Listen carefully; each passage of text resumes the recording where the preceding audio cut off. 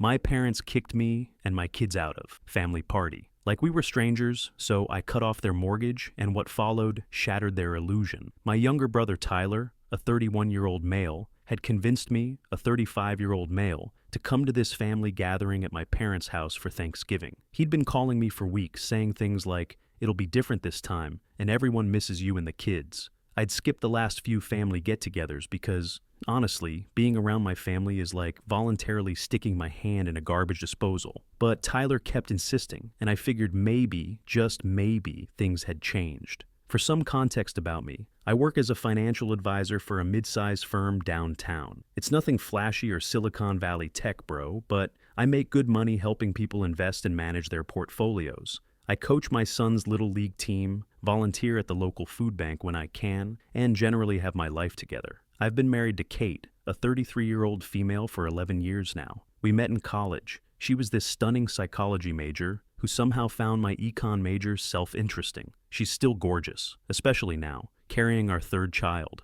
We have 2 kids already, Jake, a 10-year-old male, and Emma, a 7-year-old female. Jake's a carbon copy of me, athletic, outgoing, already obsessed with sports stats, which makes my financial advisor heart proud. Emma's quieter but scary smart, already reading at a 6th grade level and constantly asking questions that make my head spin. Kate's 8 months pregnant with our third, another boy we're planning to name Ethan. Despite my solid career and happy family life, I've always been the family disappointment according to my parents. Why? Because I didn't follow my dad into his law practice. Because I married Kate, who my mother thought wasn't refined enough. Translation, Kate doesn't take my mother's nonsense and calls her out on it. Because I don't kiss their asses like my sister Melissa does. Anyway, back to Thanksgiving. I showed up with Jake and Emma, thinking it would be nice for them to see their grandparents and hang with their cousins. Kate stayed home because she was having some Braxton Hicks contractions and wanted to rest. I brought a nice bottle of Macallan 12 for my dad, not cheap,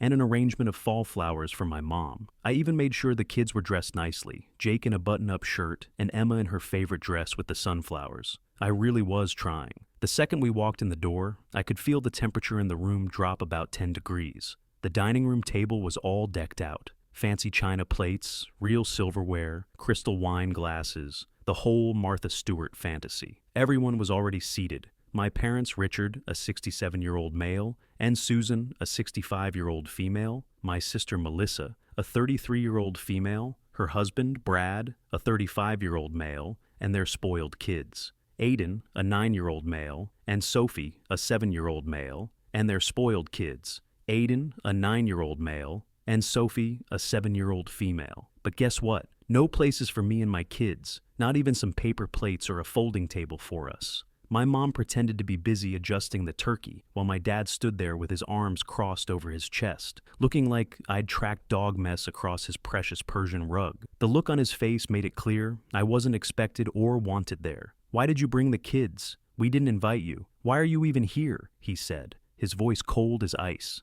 Those words hit hard, especially with Emma hiding behind my leg and Jake looking confused as hell. My stomach clenched, and I felt that familiar anger rising, the one I usually channel into my deadlifts at the gym. My dad finally said, "Well, I suppose you can come in," like he's the king granting an audience to a peasant, "but there's no space for you at the table. The other grandkids already have their spots," meaning Melissa's kids. The real grandchildren. I glanced over at Melissa, who was seated at my father's right hand, the position of honor. She had this smug little smile on her face, like she'd finally won some competition I didn't even know we were having. Her husband, Brad, was already half in the bag, judging by his flushed face and the way he was slurring his words as he talked about his fantasy football league with my dad. "You could eat in the kitchen," my mother suggested, not even looking at me directly. "Or maybe come back later when we're done. Come back later like we were delivery drivers or something." I stood there for a second, keeping my cool despite wanting to flip the whole damn table. I could feel Jake shifting uncomfortably next to me, and Emma was still hiding behind my leg. I had 2 choices, slink away with my tail between my legs or stand my ground. I chose the latter. "So, Melissa is the golden child now, huh?" I said, my voice steady despite the rage building inside me. "Now that she's moved up in her career, you don't need my help anymore?" Melissa rolled her eyes, like a teenager getting lectured about her curfew. "Help? No one relies on you, Mason. Don't be so dramatic." That's when something clicked. For years, I'd been helping my parents with their mortgage payments every month without fail. I'd been sending them $800 to help cover their overpriced McMansion that they refused to downsize from. When they got behind on property taxes 3 years ago, I paid the $3,600 bill without complaint. When their roof needed repairs last year, I covered the $5,000 deductible their insurance wouldn't pay, all while trying to save for my own kids' college funds and prepare for our third child. I felt this weight lift off my shoulders, like I'd been carrying around a sandbag for years, and suddenly realized I could just put it down. "That's great," I said, a genuine smile spreading across my face. "That means I don't have to cover the mortgage payments anymore. That's on Melissa now." You should have seen their faces. It was like I'd announced I had their social security numbers tattooed on my ass. My dad's face went from smug to panic in 2 seconds flat. My mom suddenly found me very interesting, her head whipping around so fast I'm surprised she didn't get whiplash. Melissa straightened up in her chair, like someone had jammed a broomstick up her spine. "Wait, what?" she squeaked. Her voice suddenly an octave had jammed a broomstick up her spine. "Wait, what?" she squeaked, her voice suddenly an octave higher. I just shrugged my shoulders, feeling calmer than I had in years. "You don't need me, right? So I'll stop sending those extra payments. Melissa can take care of it from now on with her big promotion." The silence in the room was so thick you could have cut it with one of my mom's fancy butter knives. It was almost poetic how the atmosphere changed. 1 minute, I'm the family embarrassment they didn't want to acknowledge. The next, I'm the most important person in the room. Melissa tried to laugh it off, a nervous, high-pitched sound that didn't reach her eyes. "Come on, Mason. Don't be ridiculous. You wouldn't do that to Mom and Dad." My father cleared his throat, his lawyer face sliding into place. "Now, Mason, let's not be hasty. Your mother and I appreciate your contributions to the household expenses." Contributions? Like I was dropping a few bucks in a collection plate, not keeping a roof over their heads. "Dad," Melissa hissed. "What is he talking about? What payments? Interesting." So, my sister didn't even know I'd been bankrolling our parents all this time. That explained a lot about her attitude toward me. I looked at my kids. "All right, guys, let's go. We're not wanted here." "Are you really doing this?" my father snapped, his face turning an impressive shade of crimson. "On Thanksgiving?" "You just said we weren't welcome," I replied, keeping my voice steady, though I wanted to yell. "I'm just respecting your wishes." Melissa looked at our mom, then back at me, the reality of the situation finally dawning on her. "You wouldn't actually stop paying, would you?" I smiled and looked her dead in the eyes. "Watch me." Taking my kids by the hand, I walked toward the door. That's when I noticed Tyler standing in the back of the room near the kitchen entrance. He'd been quiet the whole time, hands in his pockets, looking at the floor. Unlike the others, he looked genuinely ashamed of what had happened. "Tyler," I acknowledged him with a nod. "I'm sorry, man," he mumbled, barely audible. "I didn't know it would be like this." I believed him. Tyler had always been caught in the middle. Not the golden child like Melissa, but not the designated family ATM like me either. Just sort of there. "Not your fault," I told him. Then I walked out and slammed the door hard enough to rattle the windows, feeling the cold November air hit my face like a refreshing slap. In the car, I took a deep breath, my hand shaking slightly as I gripped the steering wheel. I hadn't planned on cutting them off financially today, but now that I'd said it out loud, it felt absolutely right. As we drove away, Emma asked from the back seat, her voice small, "Why don't Grandma and Grandpa want us at their house?" I caught her eyes in the rearview mirror and took a deep breath before answering, keeping my tone casual so they wouldn't pick up on how furious I was.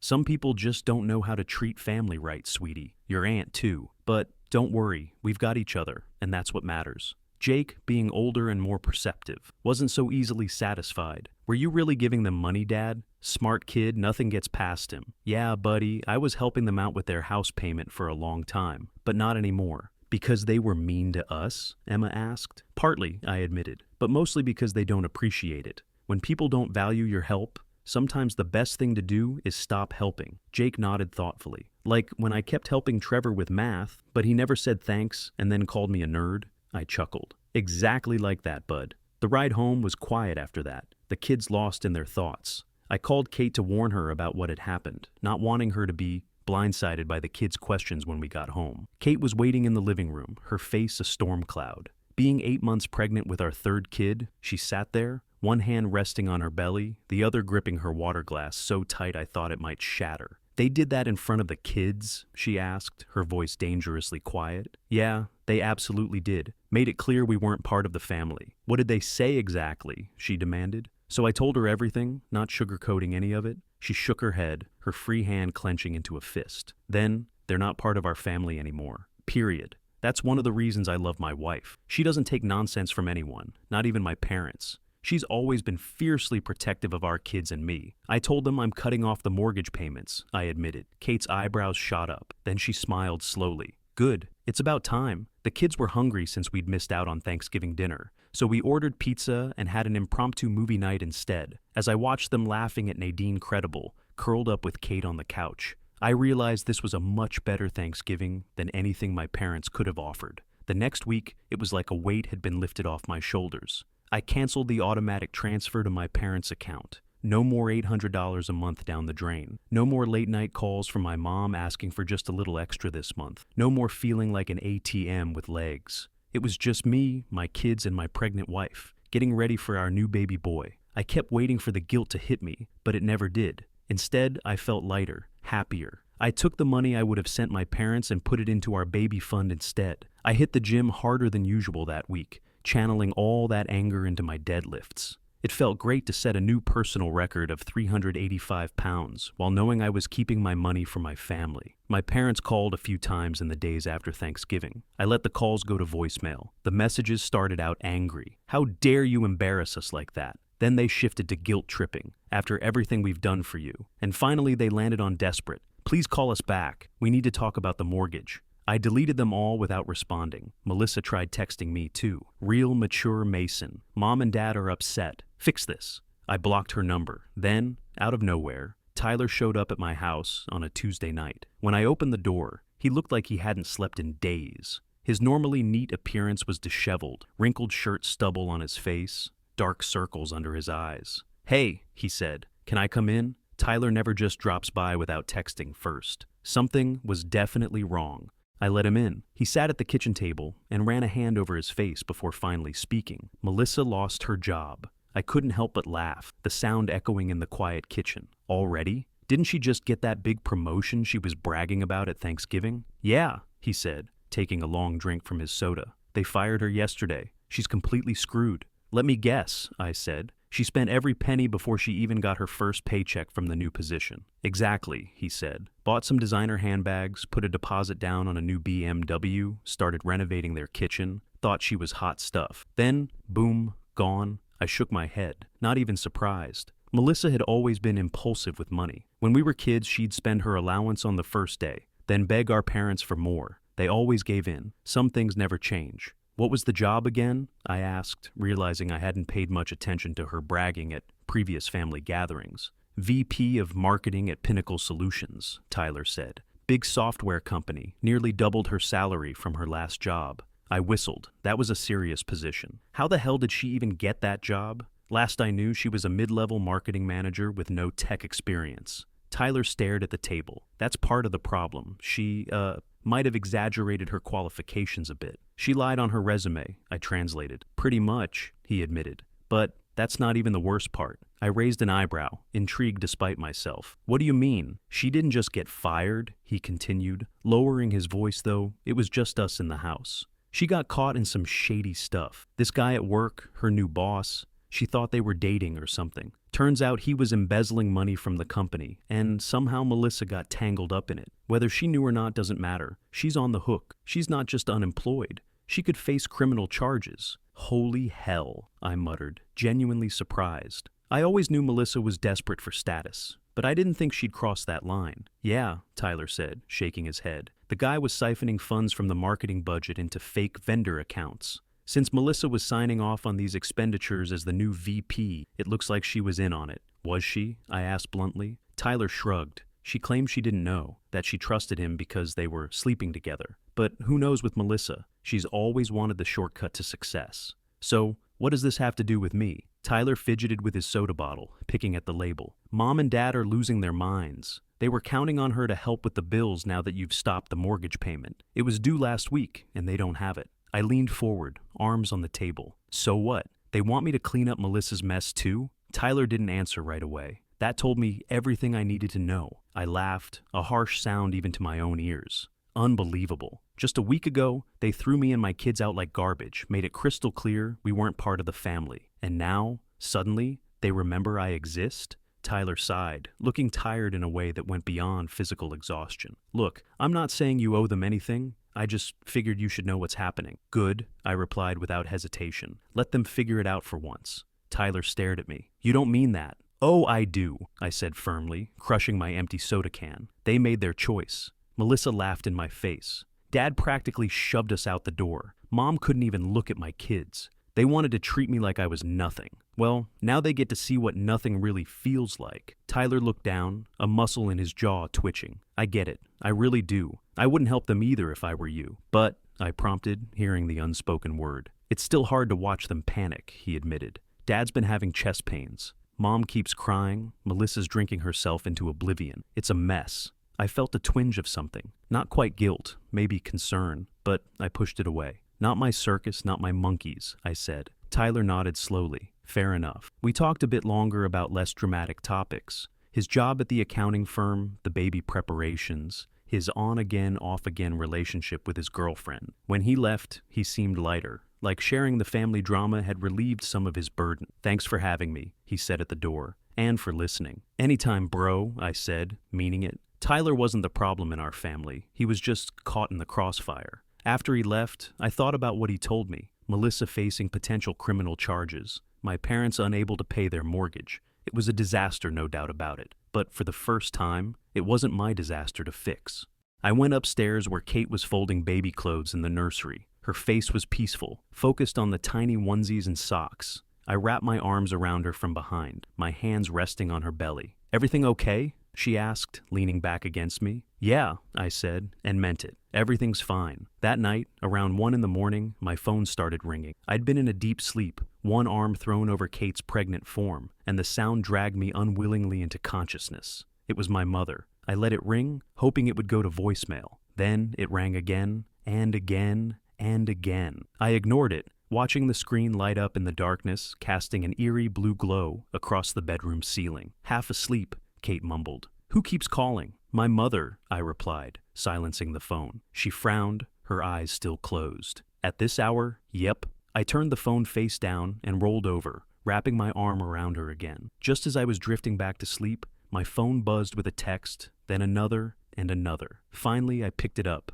squinting at the bright screen. A text from Tyler. Pick up. Finally, I picked it up, squinting at the bright screen. A text from Tyler. Pick up. Dad's in trouble. My stomach dropped. Despite everything, he was still my father. I slipped out of bed and into the hallway before calling Tyler back. He answered instantly. Mason, you need to come over. Dad's having chest pains. Mom's freaking out. I ran a hand through my hair, suddenly wide awake. How serious is it? He doesn't look good, man. He's pale, sweating, can barely talk. Mom tried calling Melissa first, but she's not picking up. Apparently, she's been drinking heavily since she got fired, and now she's ignoring everyone. I couldn't help but smirk in the darkness of the hallway. You mean the favorite child doesn't want to handle family emergencies? What a surprise. Mason, come on, this is serious, Tyler said, his voice tight with stress. I paused. Part of me wanted to say, not my problem, and go back to sleep. But another part knew I'd never forgive myself if something happened to my dad,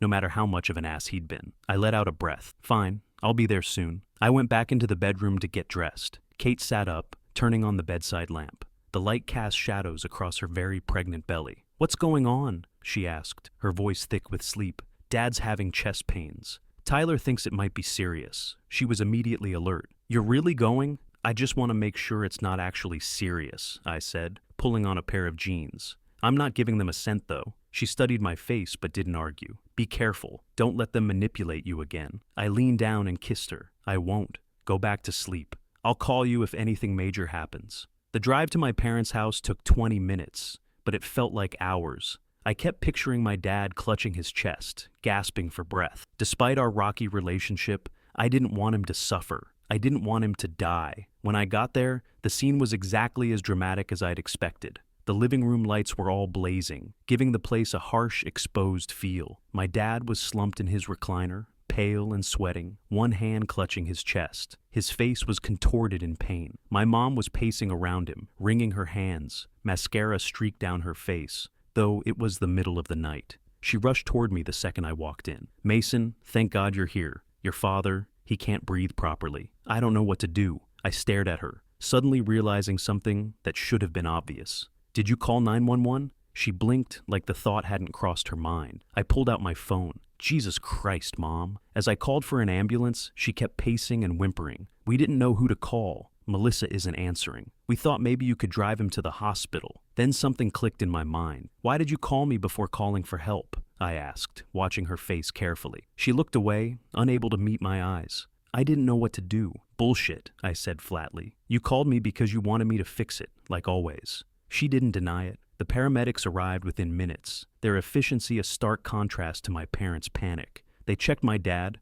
hooked him up to a monitor, and examined him closely. One of them turned to me. It's not a heart attack, he said, his voice calm and professional, but his blood pressure is dangerously high, 190 over 110. That's stroke territory. We're going to take him in for observation overnight and get him started on Medicaid Ion. I almost laughed. I bet I know exactly what's causing the stress. The paramedic gave me a knowing look. Family issues often trigger these episodes, especially around the holidays. They loaded him into the ambulance.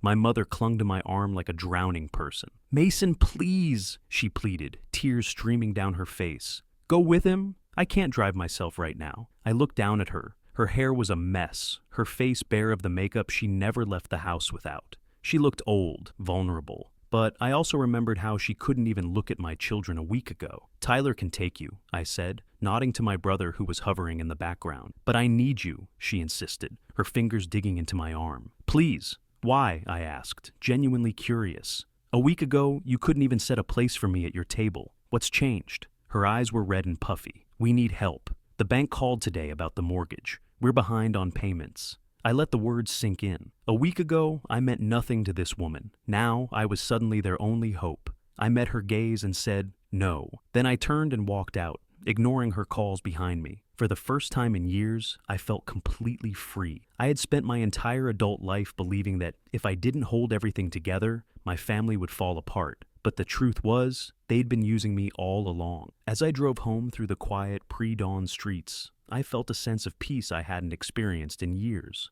The next morning, I was making breakfast when Kate came into the kitchen, her pregnant belly entering the room a second before the rest of her. She poured herself some orange juice and watched me flip pancakes for the kids. So, how bad was it? She asked. I shrugged, sliding a perfect golden pancake onto the growing stack. No heart attack, just high blood pressure from stress. She raised an eyebrow.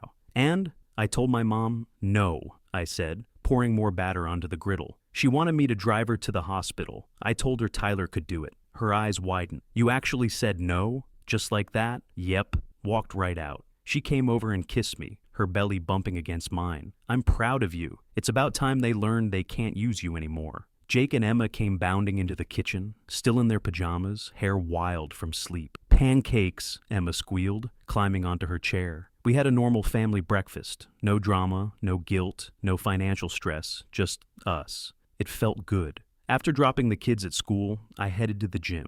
I needed to clear my head, and nothing does that better than a good workout. I was in the middle of a set of bench presses when my phone buzzed. Tyler again. Hey, I grunted, setting the barbell back on the rack. Dad's being discharged, he said without preamble. They've got him on blood pressure medication. He's supposed to rest and avoid stress. I wiped sweat from my forehead with a towel. Good to know. There was a pause. They're really in trouble, Mason, I sighed, sitting up on the bench. We're not doing this again, Tyler. I know, he said quickly. I'm not asking you to help. I don't know what to do. Mom's talking about taking out a payday loan to cover the mortgage. I winced. Payday loans were financial suicide. That's a terrible idea. Yeah, no kidding, Tyler agreed. But they're desperate, I thought for a moment. Look, as a financial advisor, here's what I'd tell anyone in their situation. They need to call the bank and explain the situation. They might be able to work out a payment plan. If not, they should consider selling the house. It's too big for them anyway. Tyler was quiet for a moment. I've been telling them that for years. They won't listen. Not your problem, I said firmly. Not mine either. Yeah, he said, sounding resigned. You're right. We hung up and I finished my workout, trying to push the conversation out of my mind. But it lingered, not because I felt responsible, but because I was genuinely curious about how this would all play out. For the first time, I wasn't rushing in to fix everything. I was simply an observer to my family's chaos. 3 days later, I was at the office when my phone buzzed with a text from Tyler. Melissa's here at Mom and Dad's. She wants to talk to you. I laughed out loud, earning a curious look from my assistant. Not happening, I texted back. Mason, listen, it's bad. Really bad. She's facing embezzlement charges. The company is pressing charges against her and her boss. She could go to jail. I put my phone down and focused on the client file in front of me. Not my problem, but my phone kept buzzing. She's desperate, man. She's been crying for hours. Dad's still not doing well. And the bank sent a foreclosure notice yesterday. I typed back, "So what, Tyler? They made it clear where I stand in this family." There was a pause, then just come over. Hear them out. That's all I'm asking. I stared at the message for a long time. Part of me wanted to ignore it, to continue my clean break from my toxic family. But another part was curious. What could Melissa possibly say to me now? What could any of them say? Against my better judgment, I texted back, "Fine, after work." The rest of the day dragged. I found it hard to concentrate on my client portfolios when I kept imagining the showdown to come. By the time I left the office, I was a mix of irritation and anticipation. I called Kate on the way. "Tyler wants me to stop by my parents' house. Apparently, Melissa wants to talk." Kate's concern was immediate. "Are you sure that's a good idea?" "Probably not," I admitted, "but I'm curious what they could possibly say at this point." "Just remember everything they've done," she said. "Don't let them manipulate you." "I won't," I promised. "I'll be home for dinner." When I pulled up to the house, I noticed Melissa's car parked haphazardly in the driveway, one tire on the lawn. Classy. I took a deep breath before getting out of my car, reminding myself that I was in control here. They needed me. I didn't need them. I walked in without knocking. The scene in the living room was like something out of a bad drama. My father sat in his chair looking frail and old, a stark contrast to his usual commanding presence. My mother hovered nearby, wringing her hands. Melissa sat on the couch, her normally perfect appearance completely disheveled, makeup smeared, hair unwashed, wearing what looked like pajama pants and a stained sweatshirt. When she saw me, she actually stood up, her eyes red and swollen from crying. "Mason," she said, her voice hoarse. I stayed by the door, arms crossed. "Tyler said you wanted to talk." She nodded frantically. "I need your help. We all do." She gestured around the room. "I messed up. I know that now. I got involved with the wrong person at work and She trailed off, starting to cry again. My mother stepped forward. "Melissa is in serious trouble, Mason. The police came to question her yesterday, and the bank says we have 30 days before they take the house." I laughed. I couldn't help it. "And now you want my help? After throwing me and my kids out at Thanksgiving? After treating me like garbage for years while I paid your bills?" Melissa actually got down on her knees in front of me, kneeling on the carpet. "Please, Mason. I know I've been horrible to you. I was jealous. You've always had everything together. Good job, happy marriage, great kids. I wanted Mom and Dad to be proud of me, like they are of you." I stared at her, genuinely shocked by this revelation. "Are you kidding me right now? They've never been proud of me like they are of you." I stared at her, genuinely shocked by this revelation. "Are you kidding me right now? They've never been proud of me. They've treated me like an ATM, nothing more." She shook her head, tears streaming down her face. "That's not true. They always talked about how responsible you are, how successful. I could never measure up. That's why I took that promotion, even though I wasn't qualified. That's why I got involved with my boss. I wanted what you have." I glanced at my parents, trying to gauge if this was just another manipulation tactic. My mother was crying now too. "It's true, Mason. We've taken you for granted. We assumed you'd always be there for us, and we took advantage of that." My father couldn't meet my eyes. He stared at his hands, looking defeated. I looked around the room, at my father avoiding my eyes, my mother crying, Melissa on her knees. It was pathetic, and yet I felt no satisfaction in seeing them brought so low, just a deep weariness. "So, what exactly do you want from me?" I asked, though I already knew. Melissa wiped her nose with her sleeve. "I need a lawyer, a good one, and Mom and Dad need help with the mortgage until I can get back on my feet." I laughed again. "You think Dad need help with the mortgage until I can get back on my feet?" I laughed again. "You think I'm just going to open my wallet after how you treated me, after finding out you wasted the money I already gave them?" They all looked confused. Tyler stepped in from the kitchen, where he'd been hovering. "They don't know that I told you." I turned to my parents. "Tyler told me what you did with the $4,500 I gave you for the mortgage 3 months ago. You gave it to Melissa, didn't you?" My father couldn't meet my eyes. My mother stammered. "We thought she said she would pay it back after her promotion. So, not only did you take advantage of me for years, but you lied to me about where the money was going. And now you want more?" Melissa was sobbing now, actual ugly crying with snot running down her face. "Please, Mason. I'll pay you back, I swear. I just need help getting out of this mess." I stood there for a moment, looking at my broken family. Then I smiled. Number, Melissa repeated, as if she couldn't understand the word. I'm not giving you a cent. Any of you. You made your choices. Now live with them. My mother grabbed my arm. Mason, please. We could lose everything. I removed her hand. You already lost the only thing that mattered. Your son who actually gave a damn about you. As I turned to leave, Melissa called after me. What am I supposed to do? I could go to jail. I paused at the door. Should have thought about that before you laughed in my face while my kids were standing right there. Actions have consequences, Melissa. Welcome to the real world. I walked out feeling 10 feet tall. I got in my car and drove home to my real family, the people who actually loved and respected me. 2 weeks after I walked out on my pathetic family, Tyler called to update me. Melissa took a plea deal. No jail time, but she has to pay back $75,000 and she's on probation.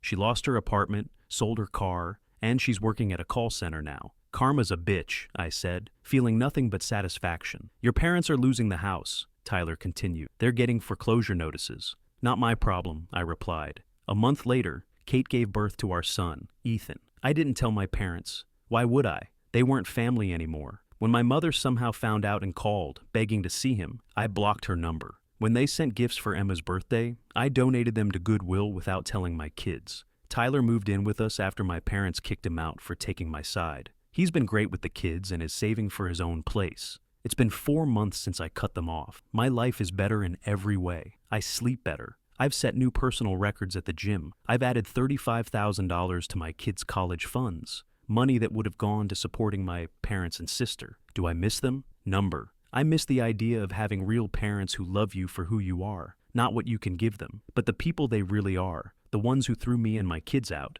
then expected me to rescue them when Melissa's life fell apart. No, I don't miss them at all. My real family is right here. Kate, Jake, Emma, Ethan, and Tyler. The people who actually give a damn about me. For those saying I should be the bigger man and help them, screw that noise. I was the bigger man for years while they took advantage of me. Some bridges deserve to be burned.